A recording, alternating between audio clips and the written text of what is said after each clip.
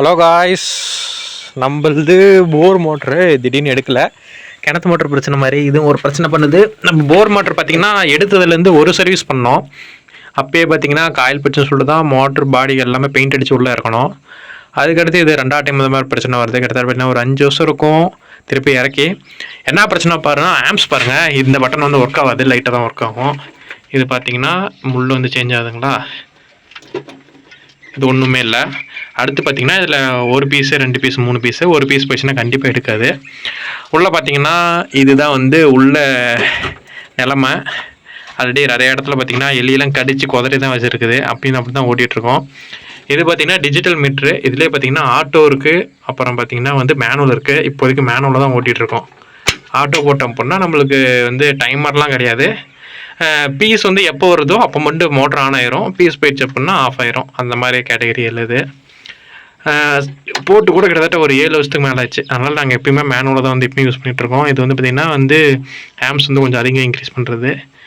இது ஸ்டாப் ஆனு வந்து தெரிஞ்சால் தான் பிரச்சனைக்குள்ளே வருவோம். ஃபஸ்ட்டு பார்த்திங்கன்னா இங்கே பாருங்கள், 0வில் இருக்க முள் எடுத்துட்டோன்னே ஆம்ஸ் பாருங்கள் எந்த தள்ளுதுன்னு. இதை செக் பண்ணி பார்த்ததில் மோட்டர் தான் வந்து இழுத்து பார்க்கணும். அடுத்து பார்த்திங்கன்னா மோட்ரு வந்து இழுத்தா தான் என்ன பிரச்சனைங்கிறது தெரியும். அதை வந்து நாளைக்கு தான் வந்து வீடியோ கண்டினியூ பண்ணுவோம். அதனால் வந்து இதோட கண்டினியூவை நாளைக்கு மார்னிங்கில் வந்து வேலையை ஆரம்பிப்போம். வண்டியும் வர சொல்லியாச்சு. வந்ததுலேருந்து என்ன பிரச்சனைங்கிறது ஃபுல்லாக பார்த்துருவோம். அதுக்கடுத்து என்ன பிரச்சனையோ அதுக்கு தகுந்த சொல்யூஷன் பண்ணணும். ஒயர் ஷார்ட் ஆச்சு அப்படின்னா அப்பயே ஃபிக்ஸ் பண்ணிட்டு இறக்கிடலாம்.